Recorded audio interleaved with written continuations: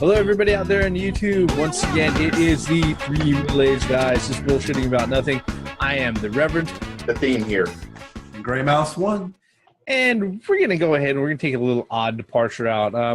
As you know, we're all big video game geeks. And as folks who, I don't know, we've spent a long time around video games, we know that there are a lot of things that go into video games, aside from controllers and graphics and consoles, that have come up and they've actually been developed pretty much into their own art form.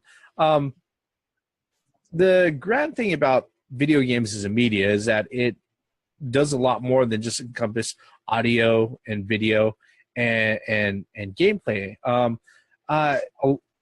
Video games as a media have become very cinematic, and a lot of times game designers have found out that just like movies, you can leverage sound and music and everything else to create mood and scenarios and situations, and you can actually enhance the game experience for the player by making good use of sound and music, which is kind of what we're going to talk about right now. Not that any of us are musical connoisseurs or musically inclined or gifted or anything, but one of the things that we like talking about, or that we always end up talking about, usually when we end up talking about games we love or anything else, is not always just how it looks and how it played, but also how it sounds. Okay. Well, there's a saying out there, that if you see something, you'll know it, but if you hear something, you're gonna remember it. And sound just goes a long, long way. And in this particular video, we're gonna ramble on for a little bit about games and theme songs and soundtracks that have just, they've come and gone, or they've come along and they've stuck with us. They didn't just come and go.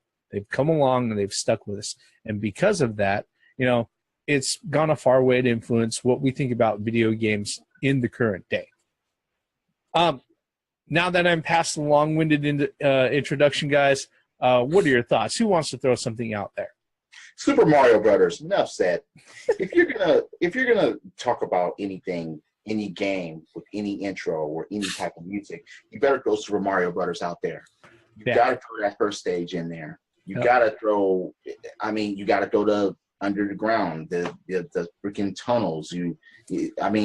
That music wasn't even fucking annoying, even though it's a fucking loop. Those musics were loops, but they didn't get annoying to the point where it's like, let me out. Zelda Dungeon. I hated the Zelda Dungeon music because it was a fucking loop that was a fucking annoying. Yeah. I hate it. The Super Mario Brothers is, that's one of them. I got more, but that's one. I have to agree. All you have to do is just do the first couple of notes of that song, and it's instantly recognizable. Almost instantly recognizable. If anybody who's played any games whatsoever, they know that Mario tune. But for me, I don't know. There's so many good... Yeah. Okay. Yeah. Go ahead. It's instantly recognizable. For me is I'll stick with Super Mario 3. Great. No. Great game. One of the better Mario games out there. What's funny is that I'm gonna go back a little bit. I'm gonna go really, really simple. One of the games that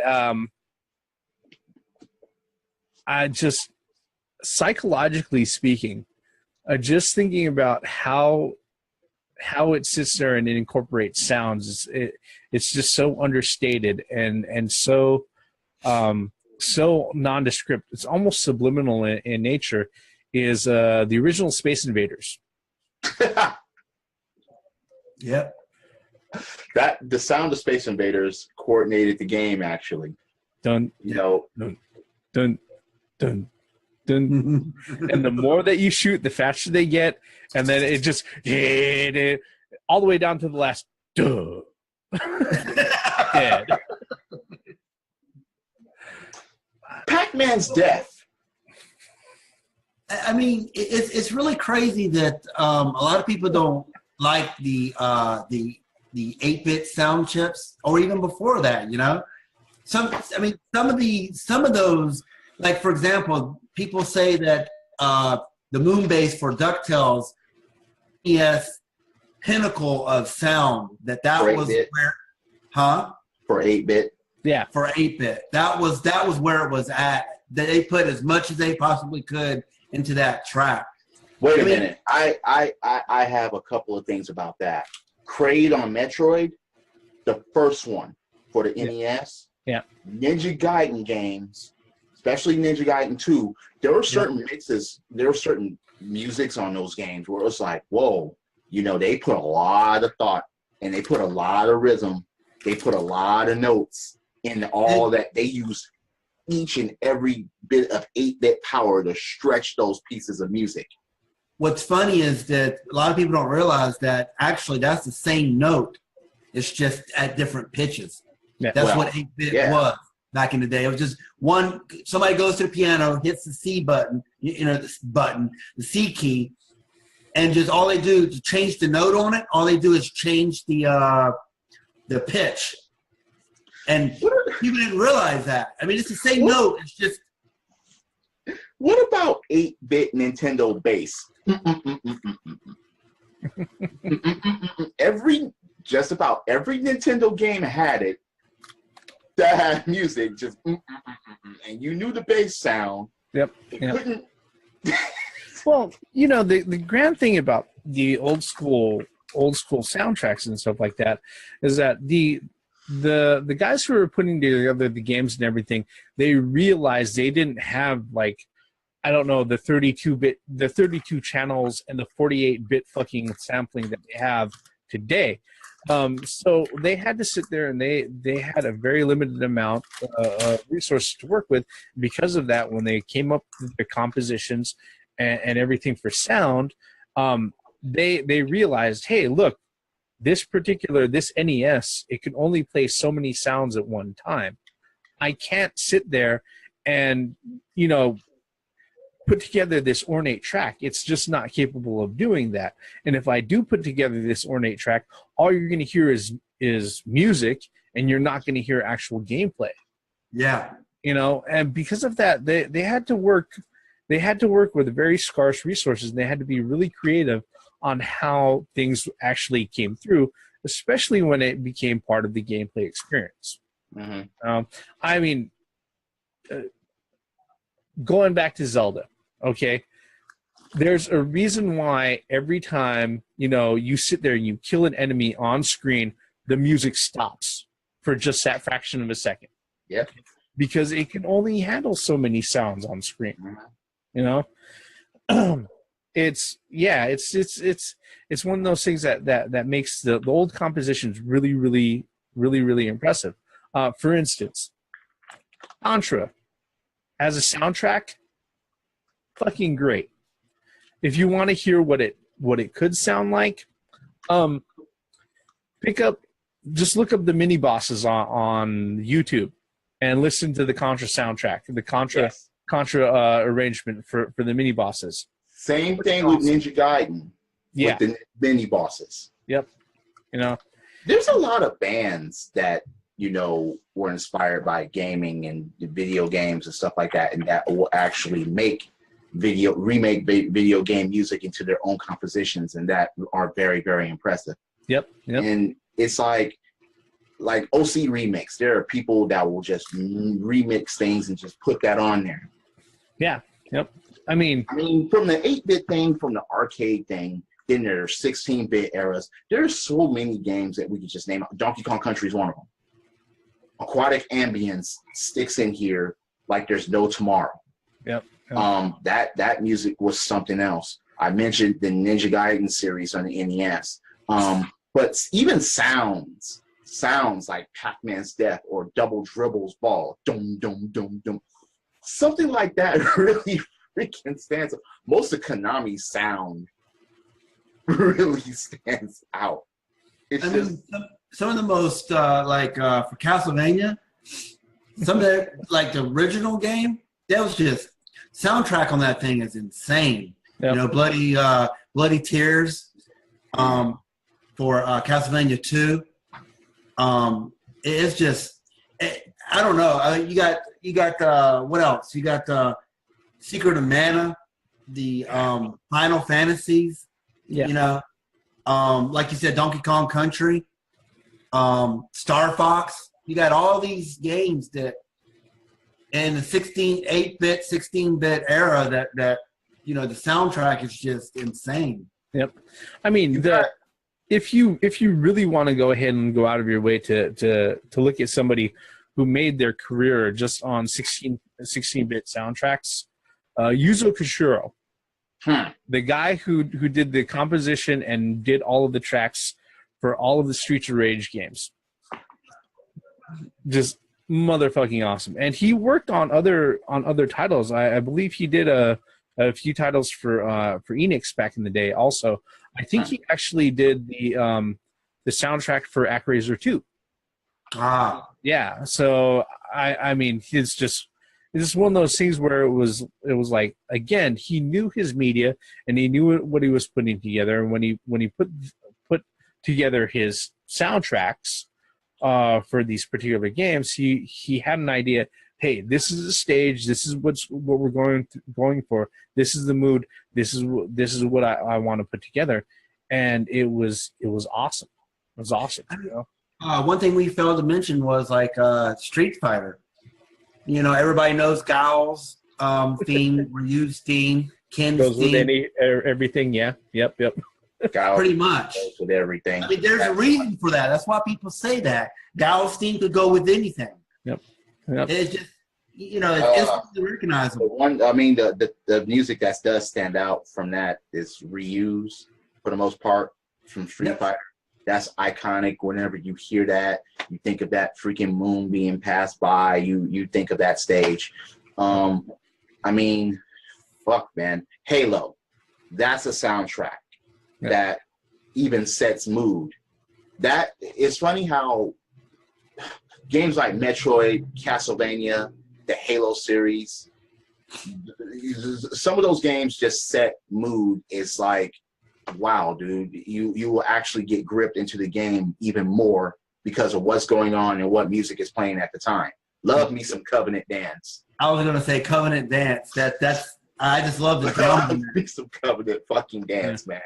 If you play the Halo series, you gotta love the Covenant. I mean, like you said, and then you got, speaking of mood, you got Resident Evil. Oh, I mean, Lord. the mood of that game, you know, even the Tomb Raiders, you know, it's like, whoa.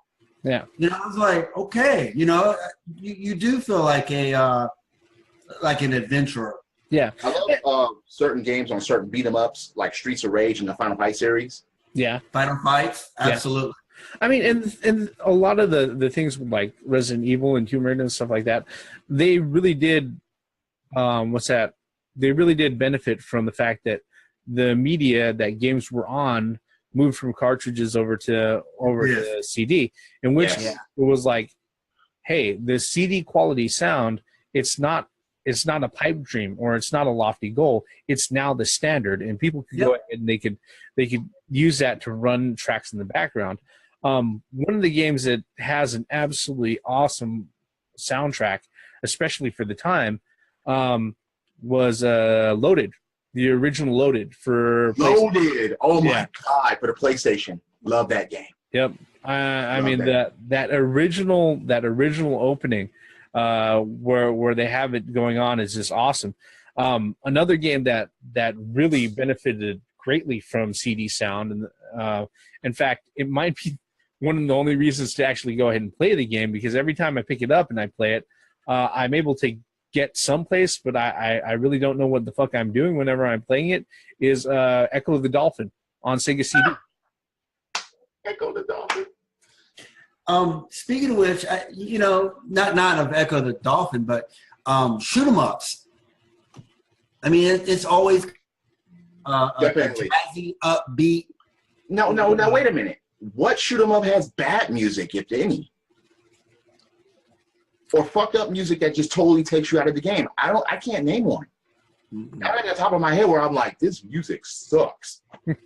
Not on shoot 'em ups. No.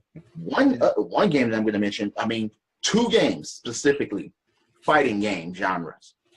Killer Instinct is one of them. You got to understand that Killer Instinct was one of those games where music and stages really fucking mattered. Yeah. Then there was the Street Fighter 3 series, specifically Third Strike. They really took their time to see what music they were going to put with who. Because, again, music sets tone, music sets mood, and if you listen to the music and you're looking at a character, you're like, yeah, that goes with that. Yeah. Yep. And it was just totally brilliant how those 2 fucking fighting games alone did such a thing. Capcom and music went hand in hand with a lot of their games. Ghosts and Goblins. Yep. The Ghouls and Ghosts, Ghosts and Goblins series, for one. You have the Street Fighter series, the Darkstalker series. Even superheroes. If you play those games, you listen to all the music, you're like, wow, yeah, Power Stone. Power Stone 3, Rival Schools 3, please. I mean, it's even with RPGs. I mean, like the Final Fantasies. I've never played a Final Fantasy that had bad music in it. It's always had, great music, very well, tracks. It's funny because Chrono. Yeah. Chrono. Absolutely. It's funny how, certain games, especially in the 8-bit era, would have music loops playing over and over again, good or bad, like pro wrestling. What about that horrible music for Kung Fu? All it is like a baritone. I was like, no. I mean, thankfully the game was good. The mechanics were good, but the music just sucked. Yeah. It made that awful, and you fall off. Or that it's kind of a boing type of thing.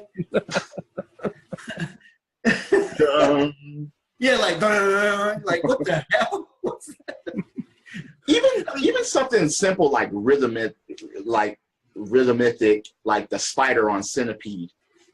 Yeah. I mean, there's something to be said about simple sound design.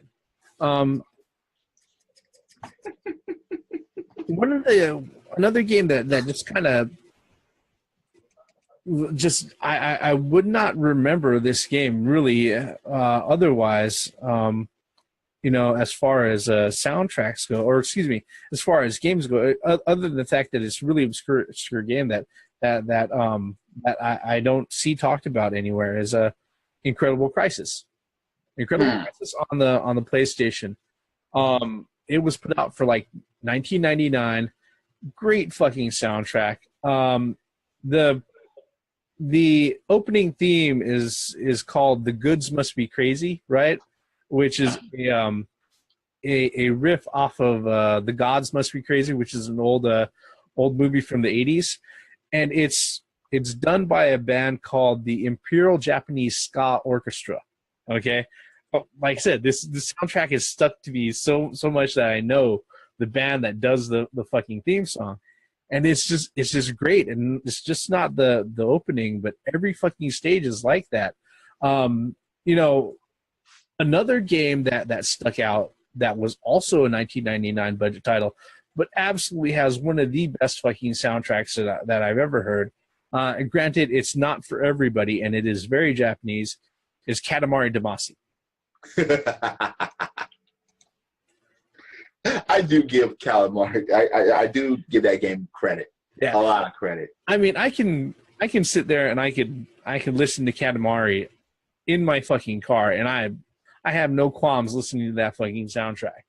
Speaking of which, I'll never forget when I was in Japan and people were playing, not just one. I've heard this on multiple occasions where people were rolling down the street playing the soundtrack of Parappa the Rapper.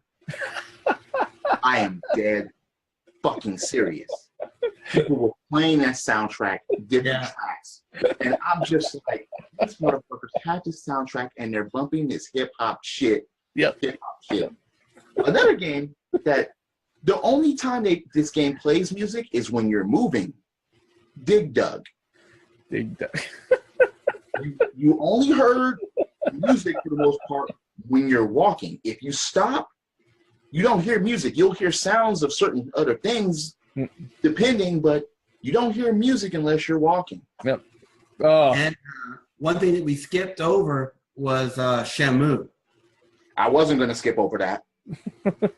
That's some of that's engrossing. Just the soundtrack's highly recommended. Yep. Oh yeah, definitely. Absolutely. We could probably go ahead and round along. Probably. One of the things that we wanted to go out there and impress is that there are certain games that are out there that maybe you don't exactly remember how it having the best graphics out there, but for some reason it stuck with you for a long time. And a lot of times what'll stick with you is that like we said at the outset of this particular video, is not just how it plays but also how it sounds. Because one of the easiest ways to evoke any sort of emotion or mood as far as what's going on is just a subtle soundtrack in the background. Right. Soundtracks. Yeah, that it's funny how, even in the late 70s or the early 80s, primitive sound is still remembered. Some of it annoying, like Burger Time. That was kind of annoying, that loop, because it was funny how it was like a 6 or 7 second loop, maybe 8 seconds, 9 seconds tops. Yeah. Yep. Like, it's still remembered, kind of annoying, but it's still remembered to this day. Yep. What about that god awful? One of those too. What about that god awful Pac-Man? For the Atari 600? That ting tong tong tong ting ting ting dong dong dong. Nothing about that game was right. The tunnels were on north and south. Yeah. We talked about good soundtracks. I mean, we might as well talk about the other side as well. Okay, Pit Fighter. The most annoying. Pit Fighter for the SNES. Enough said. They only had one piece of music through the whole fucking game. Done. Pit Fighter SNES. That's it. That I don't think they get much worse than that to me. And like you said before, I mean, I'm a huge Zelda fan, but Dungeons and the first Zelda, yeah, it was really annoying. But at least they had pitch a little bit. Yeah. At least they had a deftone meaning to it, and it was supposed to do it. And okay, it served its purpose. Pit Fighter for the SNES, it was just one fucking track. Yeah. Echoed over and over again, and it sucked. Yeah, I mean, there are certain games out there that it's like the thing about it is that when it comes to bad soundtracks, I'm having a hard time pulling any to my mind, but that's probably because my mind is actually actively trying to forget that they even fucking exist. Oh, there's certain things I couldn't forget, and that's why I named one of them. Yeah, it's just it's just odd. I mean, because when we sit down and we talk about soundtracks and everything, I automatically go back to sit there and think about things that are pretty memorable. Like when you guys were talking about some of the old games, one of the ones that popped up to mind right now, just right off the bat, was Wizards and Warriors. Oh yeah. Yep. I was playing that. The tree trunk. Hey, look. Yep. You know what it sounds like if you're on my channel by now. The tree trunk, the Wizards and Warriors. Yep. Yes. I mean. Yes. Again, one of those things that just kind of sticks in your mind. And yeah, as far as it had one of the more intricate soundtracks, and there are portions of the game that literally all you could hear is the music that's playing. You don't hear the fucking sound effects of the game. Like I said, we're dealing with hardware limitations. There were musics for the potions that you grabbed. No. There was music when you had low energy. No. That's annoying. That was annoying. But hey, you had low energy. I'm just letting you know. Yeah. And I like some of the one thing too is like, for example, I keep going back to Zelda. I don't know why, but like over the course of the Zelda games, they change. It still retains that Zelda Mario song. is the same way. Yeah, and then just jazz it up or jazz it down or make it different for each time. Capcom did that too. Yeah. I mean, there's nothing wrong with that. No. One thing that really stuck to my mind too was that was completely off in left field in the Mario series was Mario, the overworld for Mario 2. It's very, very, and it's completely different from from the normal Marios that you hear. Yeah. Well, we know why, because it wasn't originally a Mario game. That's why. Right. No, it wasn't. Yeah. No. It wasn't. What else? A Konami game, Top Gun. I liked it because of the Top Gun theme. It actually had that? Yep. When you put your cartridge in, and it actually did the Top Gun theme. Okay. That's very memorable. I played that game a lot. I really did. I played the hell out of that game. I mean, in fact, I beat it. I mean, how many people could say that? It's funny because even music. It's funny because even music, they play music when you die in a lot of games. You're thinking Spy Hunter, aren't you? Say again? I said you're thinking Spy Hunter, aren't you? Oh my God! You knew I was going there. I hate that. I used to beat my controller to the ground to that. I hate that damn song. Because and I throw the controller because that was the only time you heard that fucking music is when you died. Yeah. That's fucked up, man. Oh God, shit. See, we've been talking about consoles, but on the PC there are some good games. Yeah. With music, yeah. Yeah. Especially if you start playing like the JRPGs and the MMOs, like World of Warcraft, Hearthstone, Guild Wars. It's just there's a lot of soundtracks. Let me put this one out there, and a lot of people may know the title, but they may not have played the title. But I think the soundtrack is absolutely fucking awesome. Not only that, but it's accompanied by some really smart and snarky dialogue. Is Bard's Tale that In Exile put out in like 2004, 2005. Mm-hmm.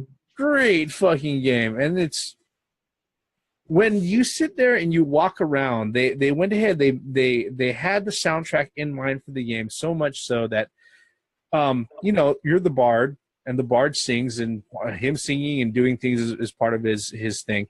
But when you play through the story of the game and you do certain things, well, depending on your actions and what you do, there are multiple paths and certain subquests and stuff like that. There's a particular goblin that follows you around during the whole game, right? And when you run into him at the beginning of every chapter, he sits there and he summarizes in song all the things that you've done previously. And it's fucking awesome because if you play a little bit differently, the lyrics are different. The song changes. Yeah, it's so great. I mean, not only that, but you have the tavern songs, the random goblin tribes that are sitting there singing like dinner songs and shit like that. It's so fucking awesome. Phoenix, right? I knew that was coming. The pieces of music that are in that, whether you're investigating or whether you're on trial, I mean, all those pieces of music goes with what's going on. It's just, yeah. Fucking damn, man. Look, we can go on about this for hours. Yep. But there are just too many fucking pieces of music out there for too many fucking games that just stand out. It's just fucking ridiculous. We didn't even mention Sonic. You know, Sonic's 1, 2, and 3. I didn't even mention, oh shit, Maximum Carnage for the Super Nintendo. What about this? What about this? Nights in the Dreams. Nights. Yes.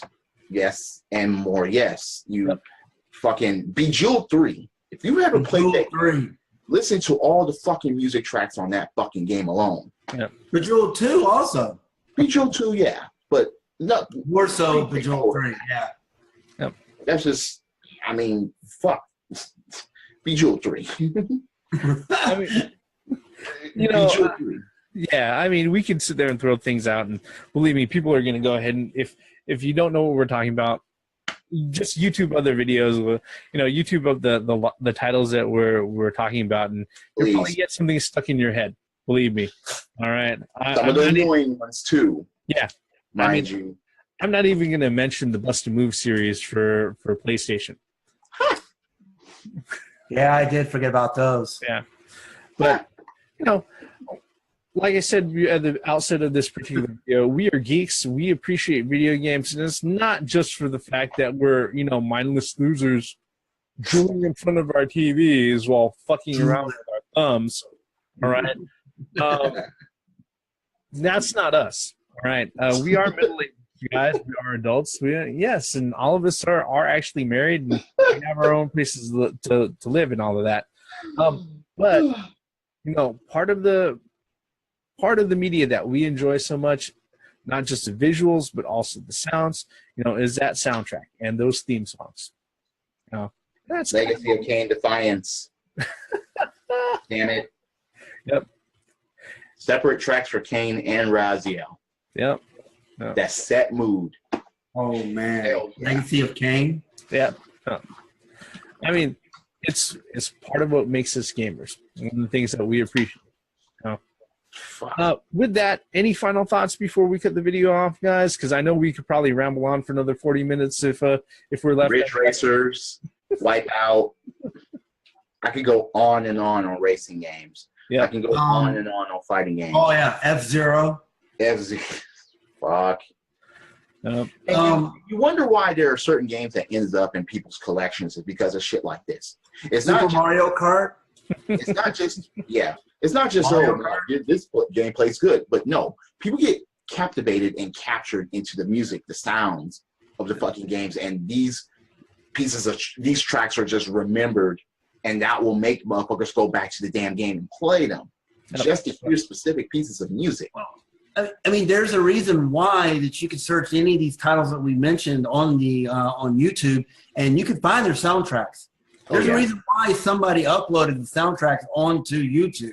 Because they're outstanding. And my closing thoughts for this is that, you know, like I always say, music in itself is its own story. It could tell a story. It could tell you what you're feeling, how you are integrated into the game. It could really bring you in the game. And if it's really shitty, it could take you out of the game.